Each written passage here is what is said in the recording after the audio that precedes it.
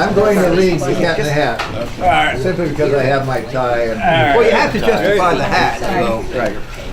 But I do want to say what some of my favorite Dr. Seuss's are, and I read a couple of these this morning at 2 elementary schools in southwest Baltimore County. Oh, the places you'll go is a wonderful, wonderful book.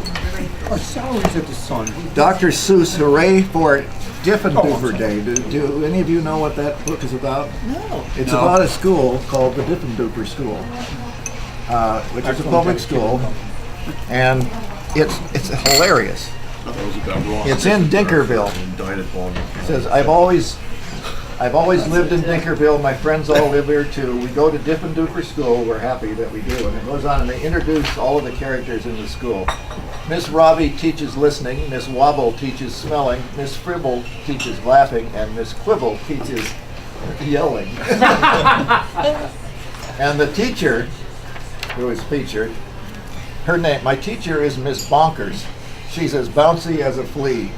I'm not certain what she teaches, but I'm glad she teaches me. Look, she chirps. I'll show you how to tell a cactus from a cow. And then I shall instruct you why a hippo cannot hope to fly. She even teaches frogs to dance and pigs to put on underpants. One day she taught a duck to sing. Miss Bonkers teaches everything. All the teachers in our school, I like Miss Bonkers best. Our teachers are all different, but she's differenter than the rest. And it goes on to introduce some of the other teachers, including Miss Clot, who is the school nurse, of course, knows what to do when we've got sniffles or the flu. One day I had a splinter, so she bandaged me from head to toe.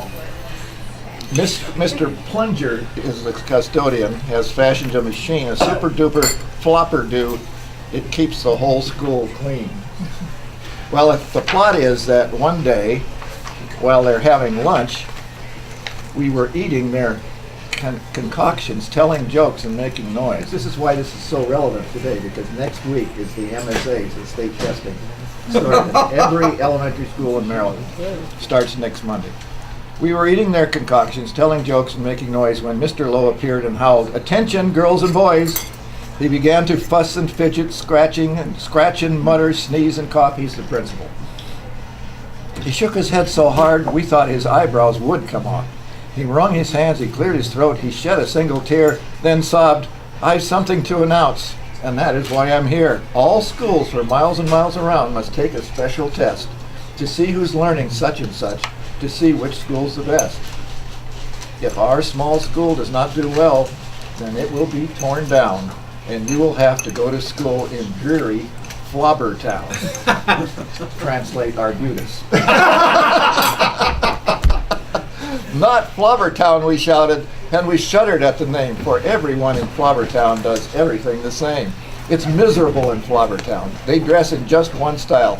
They sing one song, they never dance, they march in single file. They do not have a playground, and they do not have a park. Their lunches have no taste at all. Their dogs are scared to bark. Miss Bonkers rose. "Don't you fret," she said. You've learned the things you need to pass that test and many more. I'm certain you'll succeed. We've taught you that the earth is round, that red and white make pink, and something else that matters more. We've taught you how to think. I hope you're right side, Mr. Lowe." He shed another tear. "The test is in 10 minutes, and you're taking it right here." We sat in shock and disbelief. "Oh no," we moaned. "Oh no." We were even more unhappy than unhappy, Mr. Lowe. But then the test was handed out. "Yahoo!" we yelled, "Yahoo!" For it was filled with all the things that we all knew we knew. There were questions about noodles, about poodles, frogs and yelling, about listening and laughing, and chrysanthemums and smelling. There were questions about other things we'd never seen or heard, and yet we somehow answered them, enjoying every word. Here are the questions. 1, 2, 3, 8. One's about a dog. Great stuff. 1 week later, after recess, Mr. Lowe meandered in. We'd never seen him smile before, but now he wore a grin. He soon began to giggle, then his giggle grew by half, and then it really happened. Mr. Lowe began to laugh. "You've saved our school, you saved our school," he jubilantly roared. "We got the very highest score." He wrote it on the board. It's a million. It's a billion, I think. There's one right in here. Miss Bonkers did some cartwheels till her face turned cherry red. She bounded up to Mr. Lowe and kissed him on the head. "Hooray, hooray," she shouted. "I'm so proud I cannot speak." So she did another cartwheel and she pecked him on the cheek. Ahem, coughed Mr. Lowe. "You all deserve a bow. I thus declare a holiday. It starts exactly now because you've done so splendidly in every sort of way.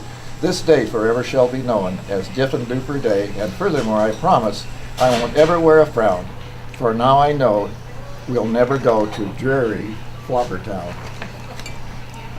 Then we held a celebration. There was pizza, milk, and cake. Like everyone, I ate too much and got a bellyache. We laughed and whooped and hollered the entire school day long. Then we all sang triumphantly the Diffin' Duper song.